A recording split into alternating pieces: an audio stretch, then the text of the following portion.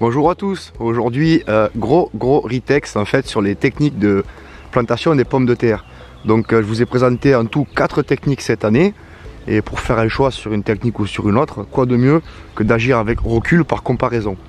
Donc nous avons planté il y a 6 semaines et au plus récent c'était il y a 3 semaines, différentes pommes de terre. On entend que la vie reprend son cours avec le déconfinement, hein. Il y a une route là-bas derrière. Voilà, les camions sont au taquet. Alors on va commencer cette visite par les pommes de terre qu'on a plantées en tout premier, celles qui avaient reçu le plus de critiques, c'est-à-dire les pommes de terre sur but. Donc on va aller voir ça tout de suite pour se faire son idée. Et ensuite on va voir les pommes de terre pleine terre, les pommes de terre en lasagne et les pommes de terre sur prairie, avec une petite variante au niveau de la pleine terre. Allez, c'est parti pour cette visite et j'espère que pour ce premier e-texte, vous aurez déjà les idées un peu plus claires sur les différentes évolutions des pommes de terre. Comme ça, vous aurez de quoi choisir votre technique de plantation pour l'année prochaine. Alors c'est parti pour la première butte qu'on a fait. Donc c'est de la pleine terre. C'est la vidéo que vous avez découvert en premier. Donc planté il y a 6 semaines, soit 45 jours. Voilà la taille des monstres. Regardez un peu. Donc là c'est une grosse butte en terre. Pomme de terre, elle aime la terre. C'est pour ça qu'on l'appelle pomme de terre. Bon là il n'y a pas de secret, il n'y a pas de mystère. Vous voyez les pieds sont simplement énormes. C'est déjà en fleurs de partout. Celles-ci sont vraiment les plus belles pommes de terre que nous avons sur site. Pourquoi? Le secret est simple. Une butte large, profonde de terre, pomme de terre enterrée profond et dense. Là, le milieu n'est pas encore propice à tout ce qui va être les champignons, les mycéliums, etc. Parce qu'en fait, de ce côté-là, j'ai pas mis de bois. Alors que vous allez le voir tout à l'heure, dans la parcelle d'en bas, il y a du broyat de ronces, et donc il y a du bois, avec du mycélium dans le sol. Mais quoi qu'il en soit, la pomme de terre, dans la terre, il n'y a absolument pas photo, ce sont des plants qui sont énormes, très avancés, une grosse tige, c'est solide, ça a pris la pluie, ça ne s'est pas couché.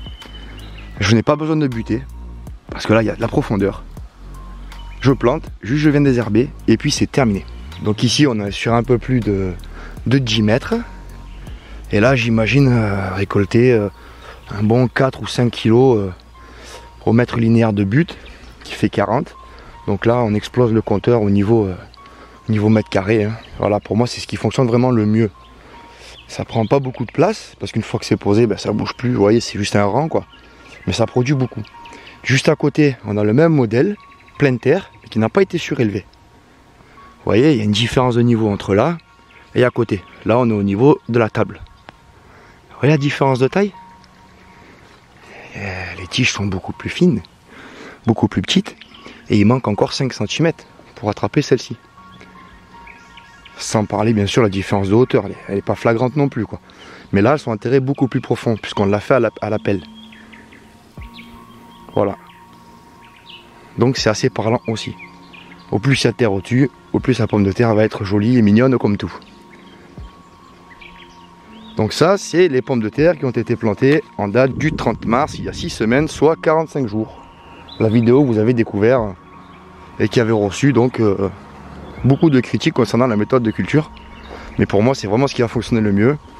Donc ça c'est pas forcément, cette méthode là elle n'est pas forcément pour faire une autonomie alimentaire à l'année, parce qu'elle demande beaucoup de travail pour sa mise en place. Elle est très productive, mais si on devait faire comme vous allez le voir juste après, 300 mètres linéaires ou 200 mètres linéaires, ça va vous manger tout le potager. Donc ça c'est une technique qui va prendre peu d'espace, juste un rang, qui va produire, on va dire, une bonne quarantaine de kilos, de façon à avoir une récolte de pommes de terre. Ça, c'est ce que je conseille de faire dans son potager, pour faire joli, c'est un petit peu luxuriant, ça pousse très fort, c'est pas malade. Et en plus, mis dans le cadre de toutes les autres cultures à côté, vous n'allez pas trop avoir de ravageurs, de toute façon vous allez pouvoir le contrôler. Hein. Voilà, donc ça c'est pour la pomme de terre sur but, pleine terre. Pas de secret. Donc maintenant on va aller découvrir la pomme de terre pleine terre, méthode traditionnelle. C'est la même chose que ça, seulement en fait il y a moins de terre. c'est la pomme de terre est posée, on la bute au râteau, on met de la terre dessus pour 5 ou 10 cm. Là, il y a bien 25 cm par-dessus la pomme de terre.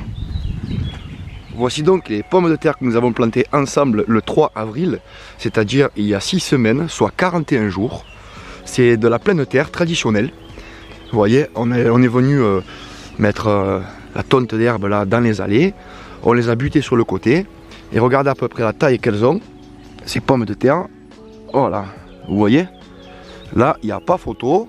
C'est quelque chose qui fonctionne extraordinairement bien. Regardez bien, c'est parfait. Tout est au même niveau, tout est bien droit, tout est sorti, tout est beau, tout est en forme. C'est superbe.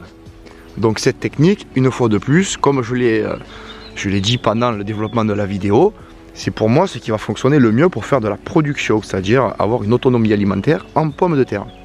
Maintenant, petite variante de cette technique pleine terre, parce que beaucoup m'ont fait la remarque, il faut pailler, il faut pailler, il faut pailler. Eh bien regardez, celle-ci, on l'a paillée, je vous l'ai montré. Et regardez la différence de taille entre ces tout petits pieds là, tout le long, hein, c'est pareil, hein, c'est pas juste le caout, c'est tout le long. Et celles d'à côté qui ont été mis en plein soleil. Bon, il faisait encore beau à ce moment-là, là ça fait une semaine, 10 jours qu'on a de la pluie et un peu de froid. Vous voyez pareil, ça n'a pas gelé. Vous voyez la différence de taille entre celles qui ont été paillées.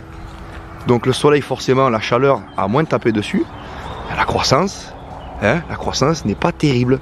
Ça fonctionne, oui, mais c'est pas terrible. Voilà, ce sont des petits pieds un peu étiolés, un peu faiblards. Ça va se développer ensuite pour rattraper le niveau à côté, mais il y aura quand même une différence de production entre cette butte qui a été donc paillée, hein, et les autres qui sont pleines terre, qui reçoivent donc dans les tables, dans les passages, dans les couloirs, un paillis épais. Vous voyez, c'est un paillis en décomposition maintenant. Voilà.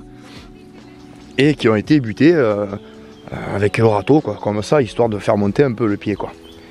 Donc là, je pense que c'est assez parlant, même voire criard. Là, quand on compare, regardez, je veux dire, on y est là, tac. Vous voyez la différence? Voilà, si ça peut vous donner des idées. Par la suite, en saison, c'est-à-dire quand le soleil va revenir, d'ici à peu près 10 jours, une semaine, il va commencer à faire un peu chaud, il n'y a pas de souci pour pouvoir venir mettre de la paille ici. Par contre, moi j'ai fait l'expérience, vous verrez dans mes vidéos, il y a 2 ans, quand on a fait les pommes de terre ici sous noyer, j'ai mis une dose de paille allant jusque là, et j'ai pas fait plus de production que les buttes qui étaient restées comme ça. Donc rajouter de la paille jusqu'en haut, c'est une dépense conséquente qui n'apporte à mon sens pas plus de fructification, pas plus de récolte. Donc c'est pour ça que maintenant je vais les laisser comme ça. Donc vous voyez, j'ai planté bien dense, et là dedans, en fait, si jamais ça devait prendre un coup de chaud, chose que je ne pense pas, parce que j'ai la pièce d'eau à côté, parce que je peux venir arroser avec des arrosoirs s'il le faut, ce qui se passe, si ça doit avoir chaud, c'est que le pied ayant plusieurs pousses, eh ben, il y a des pousses qui vont mourir et qui vont continuer de produire sur d'autres pieds. Par exemple, regardez. Vous voyez la différence de taille entre celui-ci et juste à côté, plein de petits. On voit qu'il y a un qui est beaucoup plus gros. Vous voyez, il est beaucoup plus gros que les petits. Donc en fait, la priorité est à celui-là. Si ça doit mourir, c'est le petit qui va mourir et lui va continuer à se développer. Voilà, c'est ce que j'ai pu remarquer aussi quand on laisse tous les germes. Parce que là en pleine terre, je vous avais expliqué pourquoi je laissais tous les germes. C'était pour cette raison-là, pour avoir plus de résilience. Un peu à l'image du solanacée, la tomate. Quand il y a le petit gourmand, quand il fait très très chaud, ben, le plant de tomate il vient taper dans le gourmand et puis le gourmand ben, il sèche, quoi. Ben, là c'est un peu pareil. Vous voyez, on a déjà des fleurs et ce sont des pieds qui sont absolument magnifiques. Là j'ai rien à redire, je suis vraiment très content. Donc cette méthode pour moi est validée encore une fois, doublement validée. Parce que bon, on voit le résultat. Là sur quasiment 200 mètres linéaires de butte, je vois bien que tout est beau, tout est en forme. Donc après, c'est vrai que c'est de l'entretien parce qu'il m'a fallu venir pour désherber les allées, donc à la main. Ça a été arraché à la main. Ensuite, ben, j'entretiens encore les... Vous voyez, je tonds certaines parties. Et je récupère donc cette tonte que je viens mettre directement dans les allées. Voilà, un peu à l'image de l'aspergerie, c'est pareil. Les asperges, je fais exactement la même. Vous voyez, j'ai désherbé à la main. Regardez ces asperges qu'on a installées ensemble l'année dernière, si c'est pas magnifique ça. C'est super beau ça. Et là, ben, prochain tour de tondeuse, quand je vais commencer à attaquer ici, hop, je vais venir mettre là-dedans. Donc en parlant des tours de tondeuse, il n'en reste plus que 2. Hein, parce qu'après, fin mai, début juin, on tombe plus, hein, c'est fini. Hein. On laisse comme ça. Donc on a attendu tout le début de saison, le début du printemps, etc. pour faire une montée en fleurs, pour aider les abeilles et tous les petits pollinisateurs, etc. butineurs à se réveiller de l'hiver et avoir un maximum de nourriture. Là maintenant, vous voyez, c'est de l'herbacée, c'est des herbes. C'est à ce moment-là qu'on peut commencer à tondre. Hein. On ne peut pas tondre toute l'année n'importe comment. Il y a bien des périodes, à mon sens. Voilà, quand on est en fleurs, c'est pas du tout le moment de tondre. Hein.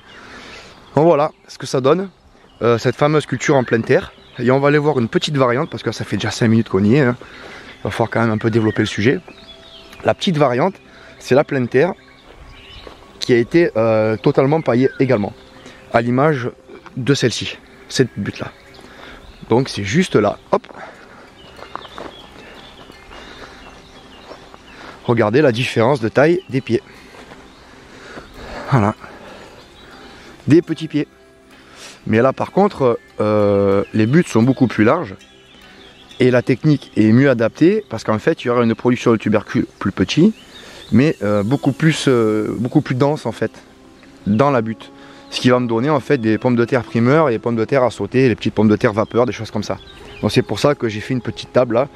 Il doit y avoir à peu près, je me rappelle plus, 1, 2, 3, 4, 5, 6, 7, 8. Donc il y a 24 mètres linéaires de butte qui va me faire une petite production. Je dirais une vingtaine ou une trentaine de kilos de petites patates vapeur, là, des petites pommes de terre super bonnes. Donc c'est pour ça que j'utilise cette technique aussi pour faire ce genre de pommes de terre là. Et vous voyez à quel point ça repousse vite. Je suis passé donc tout arraché à la main. Vous voyez, je prends tout c'est des épines, des choses comme ça. Obligé de les arracher à la main tout le temps, parce que ça repousse sans cesse. Donc c'est un travail. Et même quand c'est paillé au centre, au milieu, ça va repousser au travers. Ça, il n'y a pas de souci. Donc oui, il y a un travail. Mais est-ce que ce travail n'est pas égal aux autres techniques? Puisque quand on fait une pomme de terre sur prairie, etc., il faut venir à chaque fois pailler, mettre de la matière organique. Donc c'est à voir selon le temps de chacun. Là, je sais qu'en moins de 10 minutes, j'ai tout arraché, je reviens dans 15 jours et puis voilà, je rarrache.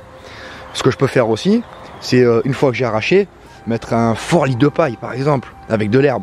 Je sais que les herbes, elles ont un peu plus de mal à passer au travers. Donc voilà, cette technique, elle va me donner des pommes de terre type petites pommes de terre primeur et petites pommes de terre à sauter. Cette technique-là va me donner ma production annuelle de pommes de terre. Et maintenant, allons découvrir donc les autres tables où c'est que nous en sommes. Donc je le répète, celle-ci a exactement, ouais, je me suis fait un petit pense-bête. Donc cette parcelle pleine terre et ces petites buttes-là, ils ont 41 jours, 6 semaines. C'est pas celle-ci qu'on a plantée en tout premier. Hein. Vous l'avez vu juste avant. C'était donc les pommes de terre dans les grosses buttes. Vous allez voir la différence aussi avec les niveaux de croissance qu'on a eu dans les autres modes de culture. Donc voilà, là c'est 41 jours. Vous avez vu le résultat. Maintenant, on va aller voir le reste. Là, vous voyez, on a fait une espèce de mélange topinambour, échalote, pommes de terre. En voulant faire le test, voir si ça allait bien s'acclimater et bien s'entendre. Vous voyez que les topinambours poussent sans aucun problème. Les pommes de terre poussent aussi également. Donc on est sur le modèle comme on a vu en bas. Une petite butte de terre. Hein. Ça pousse bien, ça pousse bien. Le souci, c'est qu'étant donné que la butte est petite, les pommes de terre vont venir un coup à droite, un coup à gauche pour se tutorer toute seule en fait. Hein. Vous voyez, elle se couche, elle se tuteur. Là, j'ai pas prévu de buter. Ah, j'ai juste prévu de faire un petit peu d'ombre en fait au premier soleil au topinambour qui l'année dernière m'avait réclamé beaucoup d'eau. C'est pas forcément non plus pour faire de la grosse récolte de pommes de terre, c'est pour égayer un peu donc ce coin de potager. Vous comprenez un peu l'astuce, hein, c'est juste pour faire de l'ombre un peu. Et à côté, vous avez la fameuse pomme de terre que nous avons plantée le 10 avril, il y a 4 semaines et demie, soit 34 jours. La pomme de terre en lasagne. Donc il y a 34 jours on a planté ça. Et voilà ce que ça donne. Donc elles ont tendance à ressortir en dehors de la zone nutritive qu'on lui a installée. Parce qu'en fait on a couché les plants à plat avec les germes qui partaient là-bas. Donc les germes ils ont continué de pousser jusqu'à temps qu'ils sortent. Donc le pied il va être nourri et faire des racines tout le long de la butte, là où on a mis beaucoup de matière nutritive. Et je pense qu'on va avoir des pommes de terre tout le long. Je pense, on verra ça en récolte. Mais voilà ce que ça donne. Donc 34 jours plus tard, ce sont des petits plants. Mais ils sont à peu près tous sortis. Il y en a d'autres qui arrivent, hein, bien sûr. Donc là, c'était de la spunta. Vous voyez, certains sont arrivés à sortir tout de suite au milieu, et d'autres, ben, ils commencent à peine à percer, quoi. Vous voyez, tac. Donc ça, ben, c'était à 34 jours. Vous voyez l'importance d'étaler les plantations, ça va faire des récoltes étalées aussi, hein. Donc ça, il n'y a pas de problème. On a commencé à 45 jours, c'est là 10 jours plus tard. Enfin, un peu plus de 10 jours. Hein. Et maintenant, on va aller voir les toutes dernières, celles qu'on a plantées le 22 avril, hein, 3 semaines, soit 22 jours. On va aller voir où elles en sont.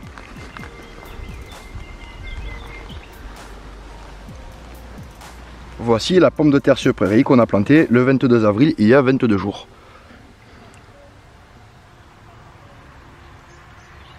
Donc c'est pas très esthétique, hein, parce qu'on a mis beaucoup d'herbes, des choses comme ça. Vous voyez, elle sort, il n'y a pas de souci.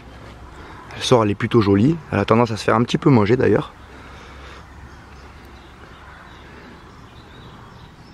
Voilà. Donc c'est vrai qu'on n'a pas le comparo de se dire 22 jours cette technique, 22 jours l'autre technique. Mais de mémoire, 22 jours après, en pleine terre, dans la butte que je viens de vous montrer là, la grosse butte, c'était déjà beaucoup plus joli que là. Après, attention, ça ne veut pas dire qu'elle ne va pas être... il ne va pas y avoir de récolte ou quoi, c'est pas ce que je suis en train de dire. Ce que je vous dis là, c'est que simplement, le résultat est un petit peu mitigé pour le moment. Voilà, 22 jours après la plantation. Donc je vais continuer les apports de matière organique. Vous voyez l'importance d'avoir mis la tonte par-dessus la paille. Vous voyez, ça fait une espèce de truc un peu... voilà, ça peut apporter vite fait une maladie aux pommes de terre. Donc on a bien fait de mettre le gros lit de paille là. Donc voilà ce que ça donne. Là, dans le sol, nous avons aussi beaucoup de mycélium puisqu'il y avait beaucoup de bois. Et puis en plus, on a rajouté un petit peu de broyat, comme dans la butte lasagne, vous l'avez vu. Et vous voyez, certains plants sont un petit peu en avance.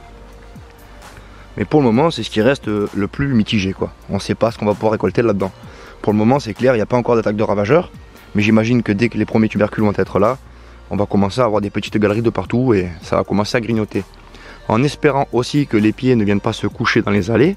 Parce que là, bon, l'allée est faite et puis elle est un petit peu étroite. Et en espérant aussi que les tubercules ne sortent pas de l'emplacement qu'il est prévu pour eux. On verra ça. Donc voilà, vous avez le premier ITEX, là, 6 semaines et moins, hein, des plantations de pommes de terre. Vous pouvez commencer à vous faire votre première idée. Donc les plus vieilles, c'était à 45 jours. Celle-ci, il y a 22 jours. Et on peut en voir d'autres qui ont été plantées il y a 30 jours. Donc juste un petit peu avant celle-ci. Je vais vous les montrer tout de suite. Donc voilà, 5 jours avant, une petite semaine avant, on a fait ces buttes, ces grosses buttes, hein, à l'image de celle que je vous ai montrée dans le potager tout à l'heure. Et on a planté à peu près en même temps que la pomme de terre sur prairie. Et regardez un peu la différence. C'est assez flagrant. Voilà, là on est sur des pieds costauds. Donc ça c'est notre avant-dernière plantation. Là, ça se réchauffe tranquillement. Je vais venir buter avec le râteau. Je vais sarcler aussi un peu les herbes qui poussent, surtout les épines, hein, vous voyez, plein d'épines. En milieu forestier, de toute façon, c'est que ça. Il y a ça qui va pousser avec le lierre, avec, on va avoir un petit peu d'aquilée, bon, c'est pas trop grave à la limite, mais le liseron, il va venir coucher, lui, il va venir entortiller, emmêler, et après, on peut plus enlever. C'est exactement ce qui va se passer. Plus, après, il y a des orties, pour éviter qu'on puisse le prendre à pleine main. Donc ces plantes là, ces petites plantes, elles poussent toutes ensemble et elles sont vraiment là pour venir recouvrir, elles sont là pour recouvrir la terre pour reprendre le contrôle du milieu forestier, quoi. Donc c'est à moi de venir contrôler pour garder ma culture potagère. Et voilà ce que ça peut donner, quoi. Les pommes de terre sont très belles. Donc je valide une fois de plus que la pomme de terre doit être plantée dans de la terre, tout simplement. Même si ça exige un tout petit peu de travail à tirer au râteau. Après vous voyez le résultat et puis après on est tranquille, il n'y a plus qu'à venir désherber de temps en temps, à mettre un petit coup là pour buter un peu la tige. Et là par contre quand on bute, il y aura des productions de pommes de terre qui vont s'élever en fonction de la butte aussi, hein. Non seulement ça va venir tutorer un peu le pied pour pas qu'il se couche, déjà ça, vous voyez par exemple là, si je viens mettre un petit peu de terre, là, hop, voyez, j'ai quasiment rien fait, ben, le pied se tuteur quoi. Bon, je vais en mettre un petit peu plus parce que je vais tirer au râteau. Puis ça évite de le coucher. Il y a de ça aussi pourquoi est-ce qu'on vient buter. Ça l'aide. En plus, avec la grosse réserve de terre qu'il y a là, ça lui fait une bonne réserve d'eau. Donc voilà, pour moi, je trouve qu'il n'y a pas photo, quoi. C'est pour ça que j'ai vraiment tenu à vous présenter en toute transparence ces techniques de plantation, notamment la traditionnelle pleine terre. Mais mieux que la traditionnelle pleine terre, ce sont les buttes faites comme ça, quoi. Une bonne grosse butte, bien haute, là. Avec, on va dire, il y a un bon 30 cm de haut, sur 40 de large.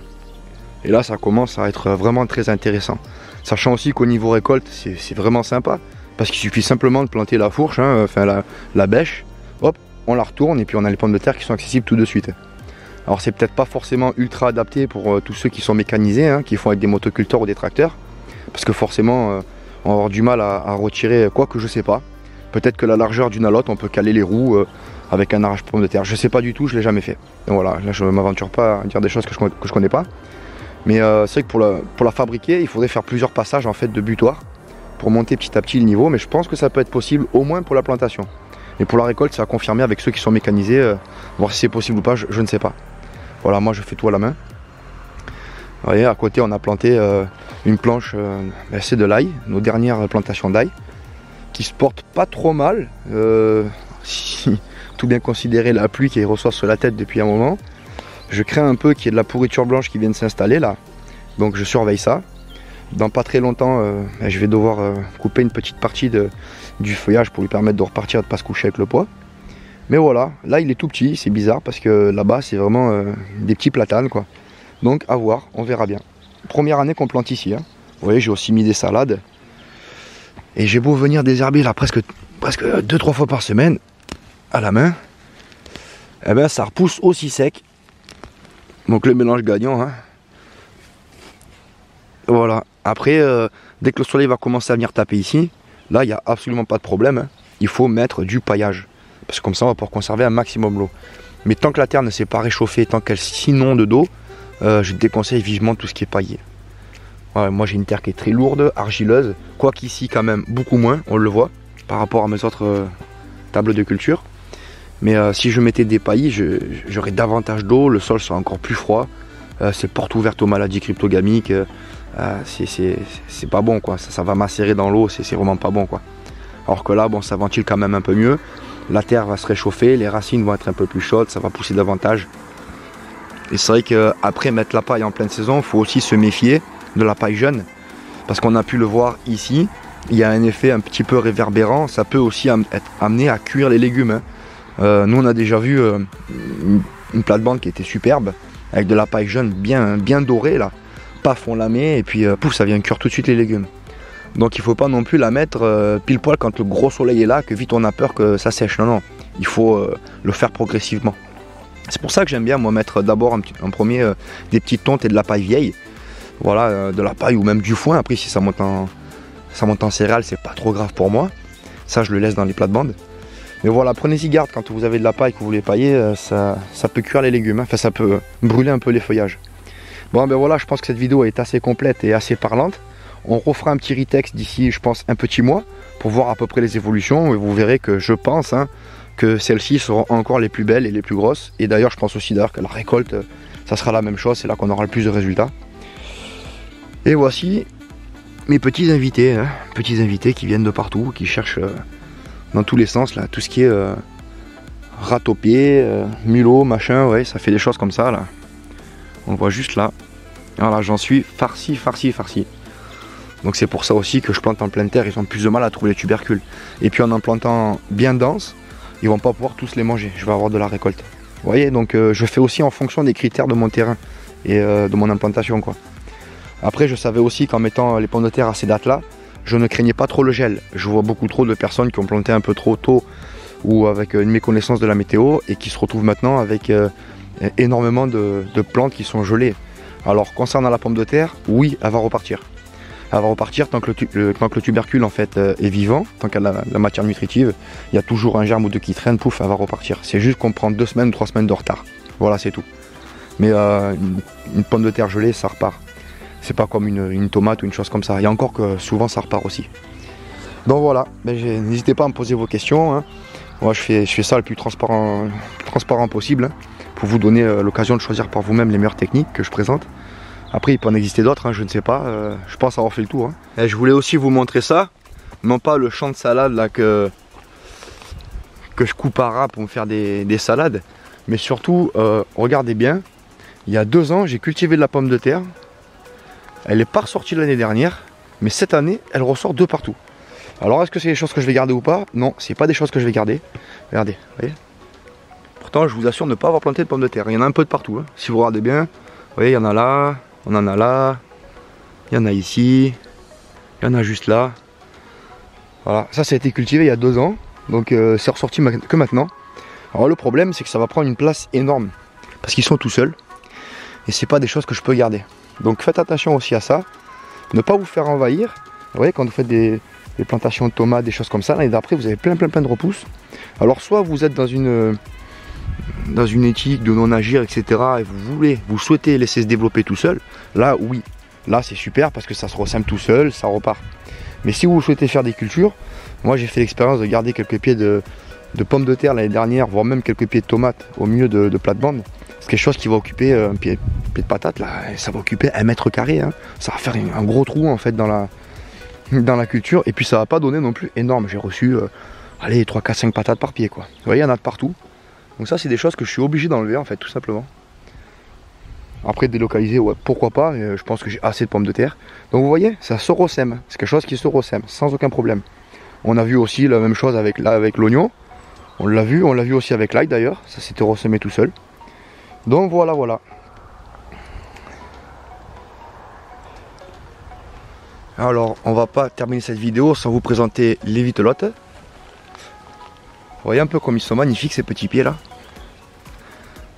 Donc ceux-ci ont été plantés il y a exactement 35 jours. Donc sur un modèle petite butte avec aspergerets juste au pied. Voilà, c'est la première année que je cultive ces pommes de terre là. Donc elles sont pas non plus ultra développées, hein, comparativement à d'autres qui ont été plantées dans les mêmes temps. Mais les pieds sont très beaux. Et vous voyez, c'est tout noir. C'est vraiment sympa quoi. Et puis surtout ces tonnes de bourrache que j'ai ici. La chance d'avoir beaucoup de bourrache. Ouais, ça butine de partout, regardez-moi celui-là. Là. Il s'en est mis plein les fouilles. Voilà. Donc la vitelotte, j'ai pas fait grand chose. Hein. J'ai fait sur 5 mètres là. Histoire d'avoir de la semence pour l'année prochaine. Ouais, j'ai pas pris de risque là. Là j'ai fait un truc sûr, plein de terre, comme ça on est tranquille. C'est sûr que comparativement à celle-ci, on n'est pas encore dans le même format. Mais ce qui est tout à fait normal et acceptable d'ailleurs. Alors méfiez-vous aussi des tout premiers prédateurs, hein. Faites-y bien attention. Il peut y avoir des petits prédateurs qui vont venir là. Il va falloir surveiller ça, surtout avec le retour du soleil. Notamment le doryphore. Ah, ça c'est interdit. On ne veut pas de doryphore, hein, donc enlevez les larves dès que possible, dès que vous les voyez. Ou alors si vous avez un jeune coq, vous le prenez à la façon mitraillette, vous le présentez devant les larves et vous allez voir comment ça va faire. Hein. Ça va dégager rapide. Pac, pac, pac, pac, pac, pac, pac, pac. Le petit coq là, lui, il va s'en régaler. Il va vous les manger, les doryphores. Alors, moi j'avais 2 coqs et c'est vrai que j'ai nettoyé mes champs de patates, quoi. Mes champs de pommes de terre. C'était très rapide.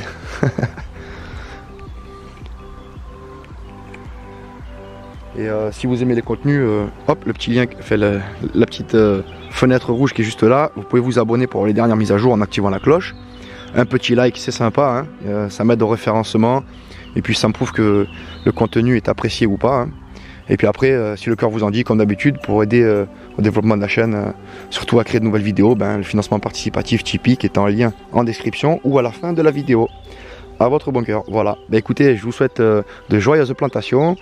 Les seins de glace sont sur le point d'être terminés. Je pense que là, on peut y aller plein pot et puis que du bonheur, quoi. Voilà. Allez, à très bientôt les copains. Ciao, ciao.